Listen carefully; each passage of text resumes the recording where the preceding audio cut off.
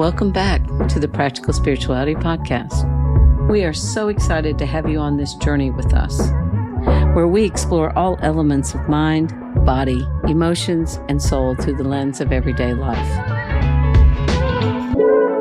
On this week's episode, we begin the journey of exploring the multifaceted world of people-pleasing.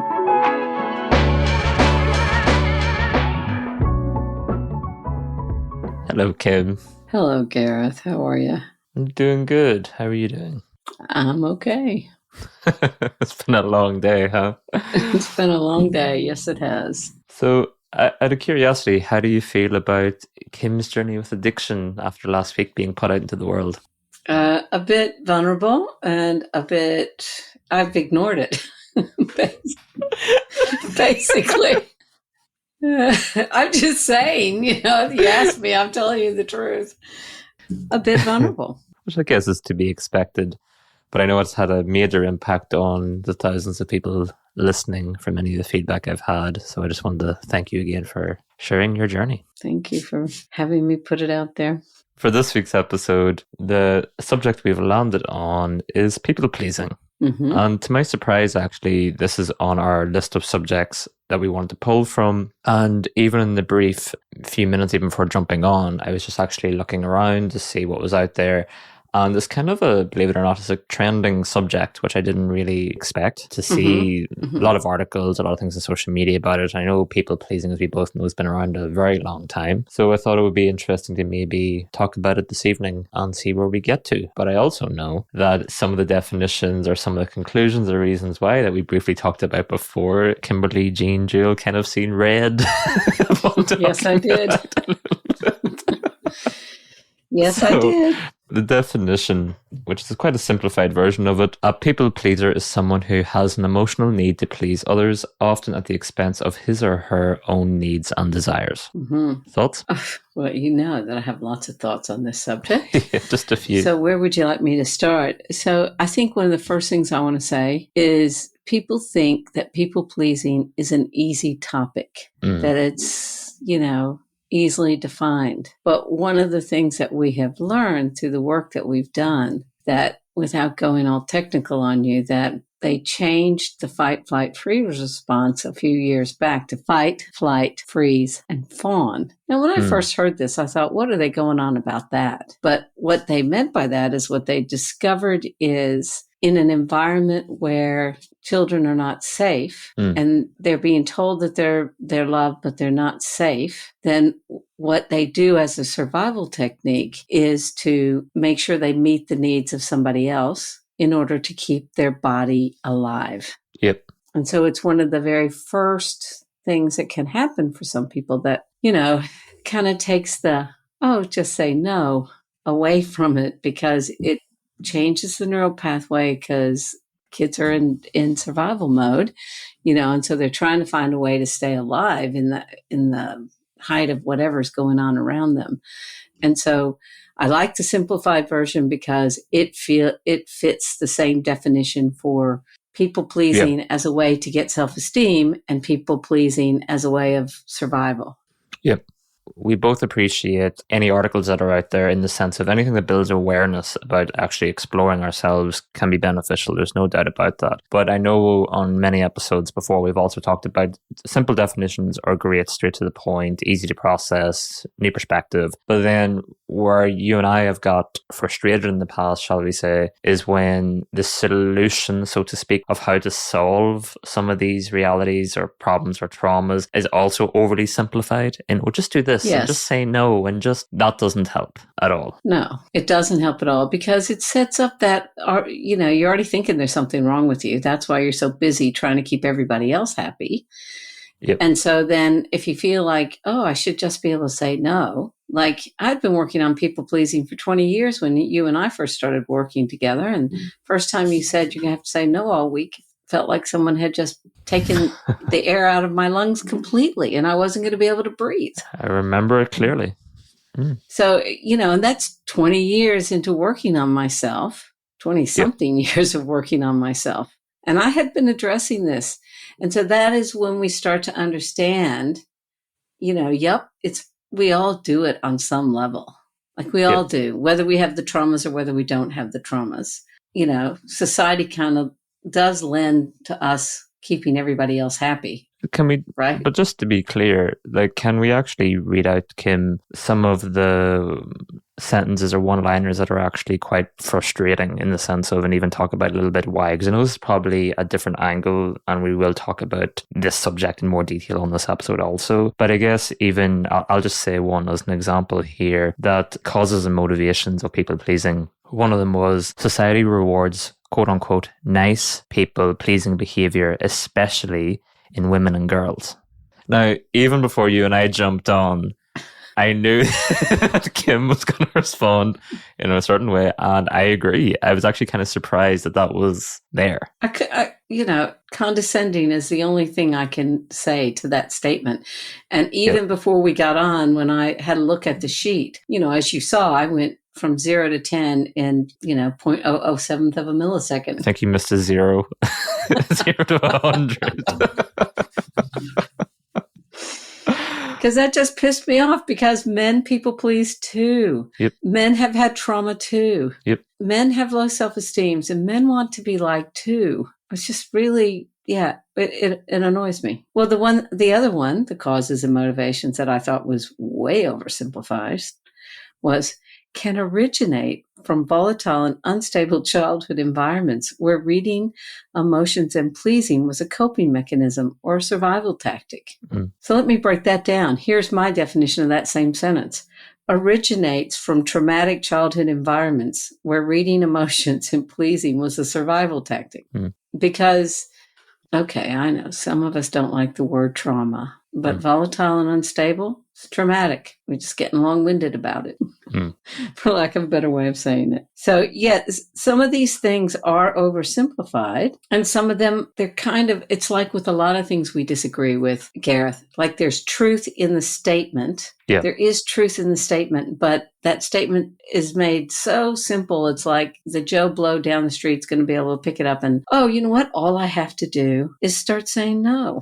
I think it's the clash of realities of definition and logic versus life experience and being out in the world and actually having to work through it. And I think that's where, on this podcast, we bring the two together and talk about it. Yeah. So maybe one of the things we should talk about here is how do people know if they're actually people-pleasing? What are some of the symptoms of this people-pleasing behavior we're talking about?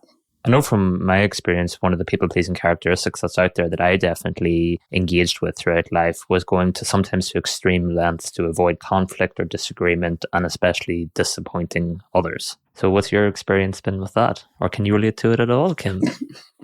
It just depends with who. So if it was with my dad... That's actually a good point, right? Because I was talking to a friend of mine that we were going to be discussing people-pleasing, and the response was, Kim doesn't do that, she's a rebel. I was like, oh, you're going to love next week's episode. Oh, that's funny. Yeah, it really does depend on who it was with. Go ahead. So it depends on who it was with. For example, if it was my father, I think because I wanted to please him so bad and I had given up because he seemed to have given up on me, I went the other direction. But if I liked you on any level, I would almost cut off my arm to avoid that conflict. And so when we look at the disagreements, I wouldn't disagree. I wouldn't disagree with anybody, just about. Yep. And then disappointing others. Oh my gosh, we don't even want to go to that one for me. My experience with that was my whole childhood, it seemed like I was disappointing somebody. And no matter how hard I tried to please them, I never got it right. And the very fact that I never got it right just led to more striving of trying to get it right for them. And it just felt like such an endless cycle. I think that's where I became the rebel, because I got to a point where I'm never going to get this right. I might as well just go the other way. One of the ones that comes to mind is that excessively apologizing for things that aren't our fault. I can tell you that I used to start every sentence, every response with, sorry, sorry, sorry, sorry. If you looked at me, sorry. If it's raining, sorry. It was terrible. Yeah. I mean, I remember people saying to me, I don't believe you because it's your knee-jerk reaction to everything. Sorry, sorry, sorry. Never just once. It was sorry, sorry, sorry. But even in following on from, I guess, the idea of apologizing is also our need to say yes to people or to requests when really internally we're saying no. Or even if it's that no comes afterwards when the request has already been accepted, then we realize when we actually get back to ourselves in some ways of, I said yes, but I really meant no. All I'm going to relate that to in my life experiences. I remember I never knew the word no when it came to others. And so I remember when I was having problems in my marriage and we were going to marriage counseling, a marriage counselor actually asking me to come outside the room with her and going, you do know you have the right to say no. And I was like, what are you talking about? She's like, you have the right to say no. And I was like, I couldn't even understand what she was referencing. Yep. And I remember being so baffled by that statement that I was like, no, I don't know that I have the right to say no. This is my husband. This is my marriage. What are you talking about? Like, since when? Like, yeah. Right? But we were also briefly talking that, because I asked you before we hit record, do you actually remember the first person you actually said no to when normally the answer was yes? And I was saying to you is that I actually remember, and I believe at the time it was actually my eldest brother, and I remember this froze because that was the time where my mind wanted me to say yes. Everybody wanted to be yes. But this time I knew it was going to be no. And when I actually said no, the look on his face and the feeling that tremored through my body was like all alarm bells were ringing of like, what did you just do? Mm-hmm. And I don't think that's ever talked about as well but where your and I frustrations are in actually reading some of these articles or definitions is that they make it sound like such a breeze and they don't talk about the rush that goes through your system of actually you trying to change what you've known your entire life, which is to be a people pleaser and a yes person. It just goes against every fiber of our beings in that moment. It absolutely does. I remember the first time I said no to somebody that I really cared about. I truthfully felt like I was going to die. And so this is why I got so upset about the generalization of some of it and not saying that it was also a trauma response, because I couldn't breathe the first time I said it. And then that rush that you're talking about, the fear that's coursing through my body, that my heart pounding out of my chest, me thinking, that's it, they're out of here and I'm on my own again. It was awful. It was awful. Just waiting for the punishment from the person. Waiting for the punishment, And so, like Gareth and I we both laughed at the beginning when we were like, just say no. And we're saying that very glibly. And the reason I say it very glibly is because these people that don't understand how deep some of this can run at times make that glib statement, oh, just say no. It's like, if I could have said no, don't you think I would have done that 50 years ago? Whoa. Yeah.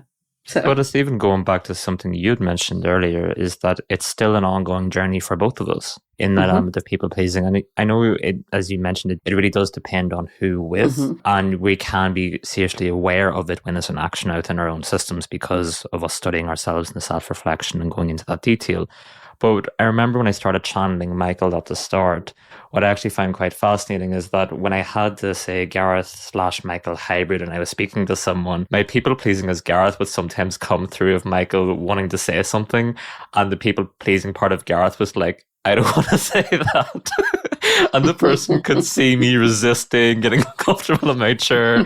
And then even the person would get to a stage of, just say it.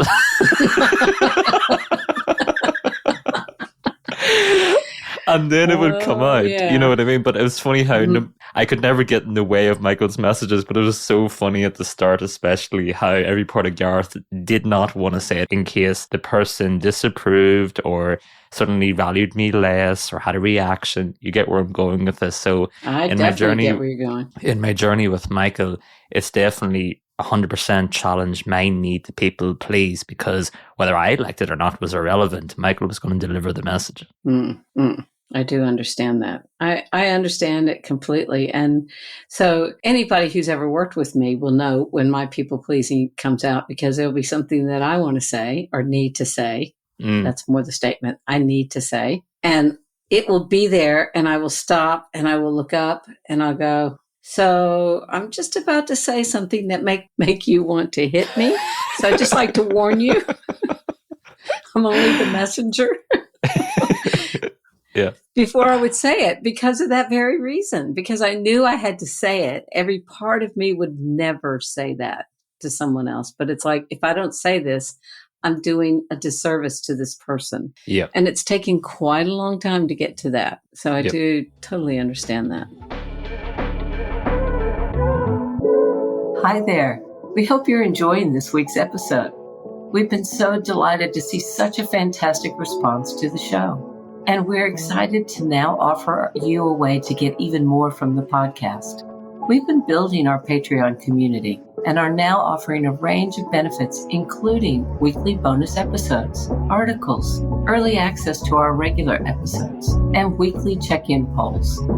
And here's something special.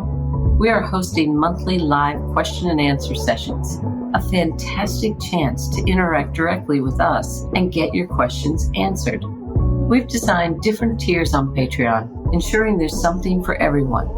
Find your fit and join us by clicking the link in the episode description or visiting www.patreon.com/Practical Spirituality Podcast. We're excited to welcome you to our Patreon community.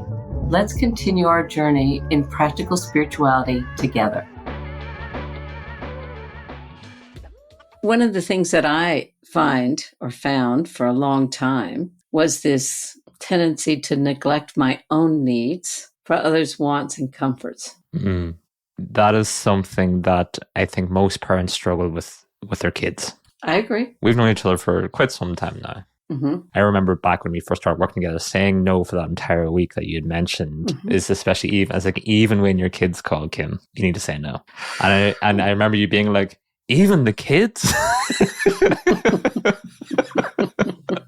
But I do think it can be very different for parents versus with your colleagues versus with your own parents. Like, I think the different levels of people pleasing and the ability to say yes or no changes quite a bit, as we were talking about earlier. But I know from working with you, in my memory, that was a big one at the time, was being able to say no to your kids. Absolutely. And I will tell you a funny part about that story is my kids have seen me work on this probably for as long as they've been alive. So as my kids became young adults, if they needed anything from me, the phone would ring. I would pick up the phone and the very first statement would be, now, Mom, you can say no. It's okay to say no. And you know what would happen for me? Don't say that, because now I feel like I have to say yes. Have to double down and say yes 3 times. I have to double down, yeah.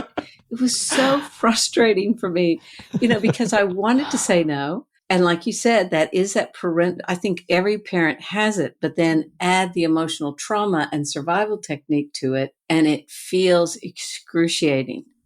So here's a true story. First few times I did say no, just like I was told to, I'd hang up the phone. I'd sit there for half an hour. I would call my child back. I just need you to know I love you, even though I've said no. I just want you to know I still love you. And they're like, I know that, Mom. And I'm like, yeah, but I need to make sure that you still love me because I've said no. And that's a sad thing to say, but that was a true thing to say, because it was so strong at that point. Yep. And I remember I have a really dear friend in my life, and I was out shopping with this person probably in the first 2 or 3 years of our friendship. So this person wanted to buy me something, and I just couldn't do it. And she turned around and said, you really do have a problem with receiving, don't you? And I went, because in my mind, if someone bought me something, we know what that means, right? Yep. There's strings attached. So that was part of that survival tactic. And so it was so much easier to have no needs than to allow someone to meet your needs, because then you would owe them. Okay, so I think I want to go back to some of the causes and motivations that we talked about, since we talked about some of these experiences we've already had. Yep. Because some people just start to beat themselves up because they're people pleasers. They see it as a character flaw instead of really understanding.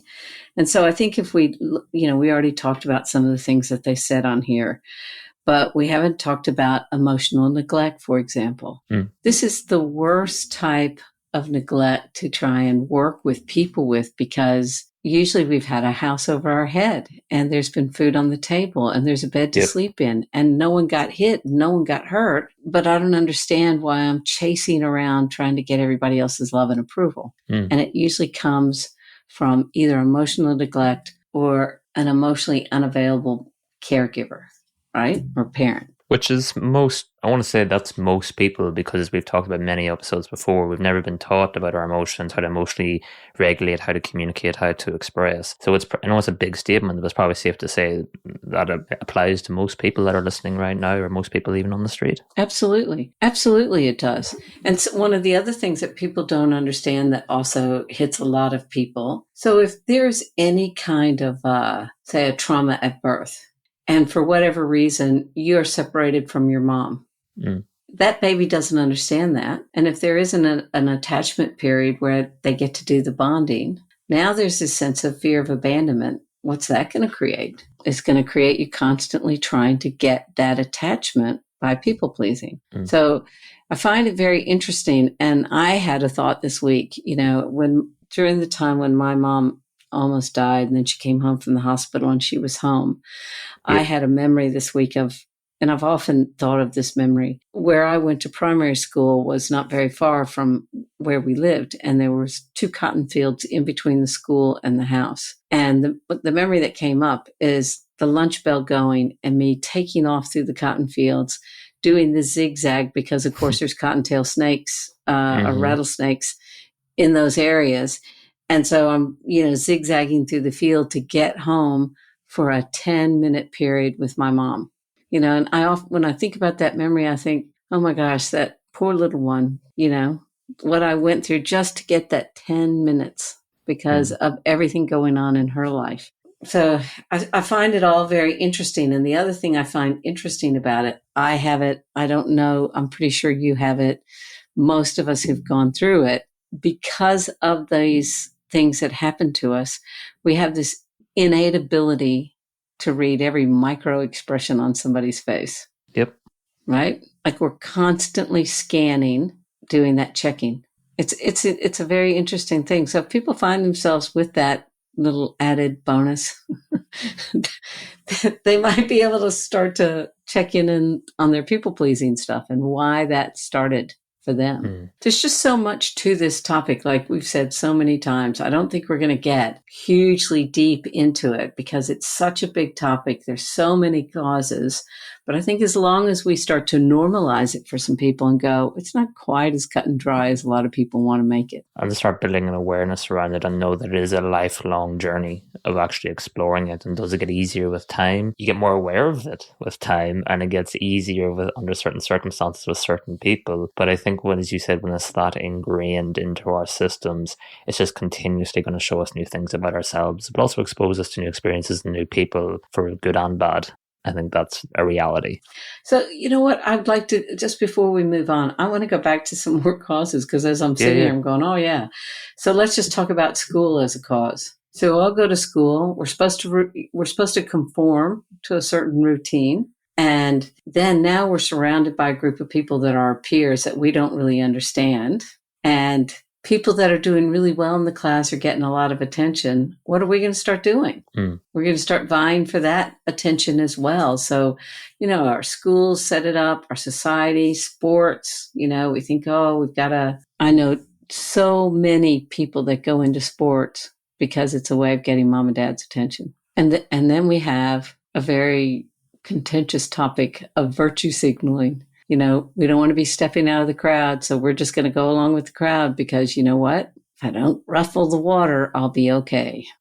But even in saying that, like, as we use people pleasing as a way to actually climb the social ladder, professional ladder, and this is what's actually used to surprise me actually working on this and questioning it myself, how it is ingrained in every area of a person's life. In your personal relationships you mentioned with your husband, in your career, even if it is pleasing customers or clients in your job, or even just within friendships of having to maintain them, because as you mentioned, is that if you're available, then you're viewed use to somebody, and then they can't get rid of me, because then who else would do that for them? And so, as you said, that it's such a large subject, because if it applies to everyone has their own unique ways of looking at it. Like a lot of the subjects that are out there that we've talked about in this podcast, when have we ever been in reason to actually go back and question it, or actually open up our eyes or build awareness around it? That's only when we start doing that we can actually begin to understand the different causes that actually have led us to have all these different experiences and these realities, and then begin to do the journey of healing and of understanding of maybe how we can begin to change and evolve that. So before we move on to, I guess, the healing process of that exploration, are there any other causes that you want to mention to the listeners that you feel are relevant? Yeah, I think one of the other things that we haven't talked about in causes is insecurity. When we don't have that sense of self, when we have that insecurity, then we have that really huge need to get the validation from somebody else.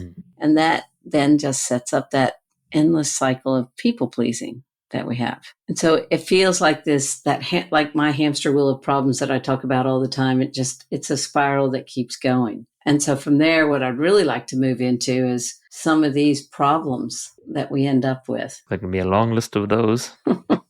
How long do you have? One of the problems that comes to mind when it comes to people pleasing is the reality of we can feel that loss of identity or the sense of self, because we've just spent, as you mentioned, so much time in our lives molding ourselves to other people, and especially with so many people that we meet in a given day that and we don't often as children, as even as young adults, ever get that much time on our own, because like a lot of us, we actually fear even being on our own, or don't even know how to have that time on our own. So therefore, when you're actually taking a step back and suddenly trying to question people pleasing, question your relationships with other people, and starting to do that self-reflection, there is that sudden realization of loss of identity, or who actually am I? I don't know if you've experienced that. I've experienced it constantly, because as I said about being the chameleon, but you know what actually really hit me more as one of the problems caused by it is the resentment that I felt. And that resentment comes out in such subtle ways,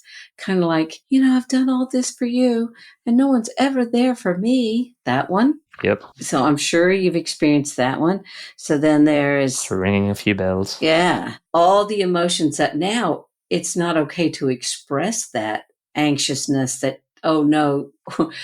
Here's an example. I remember the first time I asked somebody for help, which, that's like taking an arm off. And the person just turned around and went, no. I remember just sitting going, what do you mean? What? What do you mean no? Yeah. And my instant reaction was resentment and anger. And how mean is this person saying no to me? How can they be so mean? They're not being mean. They're just saying no. But because I didn't know how to say no. Maybe they've placed boundaries. Yeah, they actually had boundaries. That's a different episode completely. Talking about boundaries. So then, where do you go with that? And as you mentioned earlier, there's so many ways to take this episode.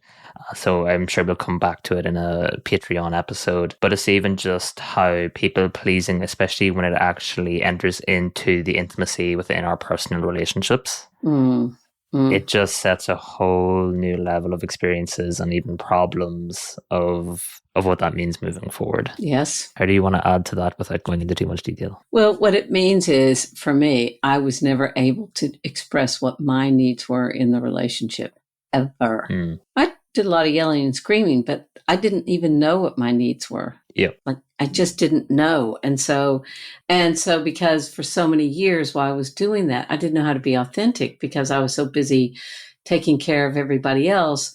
That lack of identity was there. And then there was this resentment because I was giving, or what I felt was giving.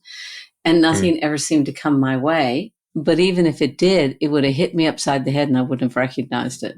And then, but of course, because of that, I think especially as we get older, as decades pass and the people pleasing we don't have an awareness of it. Even as you said, if it hits you over the head, it still would not actually make a dent in your reality. But I think the part of the problems that come with that is the burnout, feeling unappreciated, feeling used, both personally and professionally. And it's just exhausting. And I think when it gets to that level where it's so exhausting, it is our way of living in that way is so unsustainable that we actually, life kind of forces that change onto us by actually needing to go seek help because we're just so burnt out. And I do think that there's either people who listening who even can relate to that because they've been there themselves, or there's people actually on that verge now of burning out because it's just got to a place where it's unsustainable. So true. And, when we think about the world that we live in, and we think about all the people that work in helping professions, because like we said, there's 8 billion people on the planet and we all have it on some form. But most people that get into helping because we're projecting what we wanted, totally unaware of it, myself included. Yep. We're totally unaware that's what was driving the motivation behind it. And where the problem comes with, like you were just talking about with the burnout and feeling unappreciated, is we go in for the right reasons, then the people pleasing takes over, and then we haven't got any of our needs. We have expectations. Expectations aren't getting met, and it just becomes exhausting. But it becomes an ongoing journey of that self-reflection because we don't have any other choice but to go inwards to actually see what's going on, or where does all of this come from. And that in itself sets up some problems, because if those of us that had the trauma, that have spent a good deal of our time looking outward, constantly judging if we're okay by the messages that we're getting back from others, going inward is like, sorry, no map for that. But that actually is an interesting conversation because it leads us to our last point for this episode. Where do people even begin in that healing process when it comes to people pleasing, understanding it, their traumas, as you mentioned at the start of the episode and even only a few seconds ago? Kim, as the expert, where do people even start? I think where people start is it has to start with awareness that is what we're doing.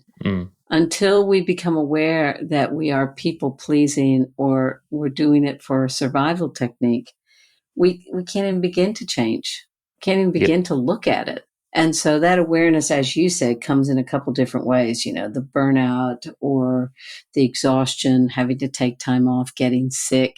And often when we get sick, it gives us that opportunity to start to reflect. I think I knew early on that saying no was not possible in my world. But was too afraid to talk to anybody about it for a very, very long time.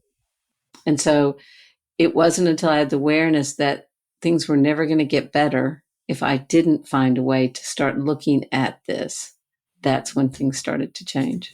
But I think it's also looking at it in the sense of saying yes for your entire life is like an addiction within itself. And this is why I think when people think that when they start working on people pleasing and even going back to overly simplified definitions and explanations and even cures for it, is that it is a journey. It's not a black and white thing where as soon as you start working on it, you'll be saying no instantly to every person, or it does not work like that. But the reason why I compare it to addiction is because please expect to relapse and that it's going to be decades of a journey, but can it improve with time and with so much awareness and talking to a specialist and actually working on it? Absolutely. But can it ever be zero or not bring up some sort of emotions or feelings or thoughts along the way?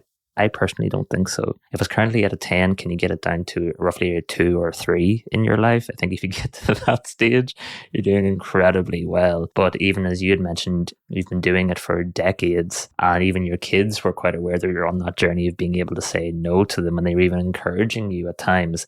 But it does not mean that we're still going to have that resistance at times and the compulsion to say yes.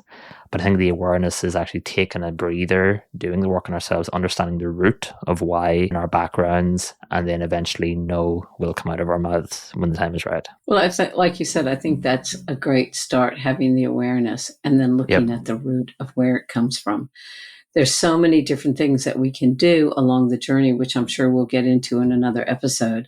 But those are the areas that we want to start. And I think recognizing that all of us do it on some level, whether we want to admit it or not. So it's been great to finally get to the subject of people pleasing, and hopefully this episode begins to build some awareness for people to actually have some food for thought in their own lives and maybe for some of the people around them. So thank you, Kim. You're welcome, Gareth. And I'd like to say to all our listeners out there, if you have some questions directly related to this, feel free to join us on Patreon or send us a message, write the question in a comment, and we will do our best to address that in the next episode, because obviously we will come back and revisit this time more and time than again. once. So thank you, Gareth. Thanks so much for listening. We hope you enjoyed this episode. If you would like to explore these topics more with us, please go to www.patreon.com/Practical Spirituality Podcast. Not only will that help us keep producing these shows, but you'll also get advance access to each new episode, the opportunity to ask questions directly of Gareth and I, input into what topics we will cover on the show, access to exclusive content not available anywhere else. See you over on Patreon.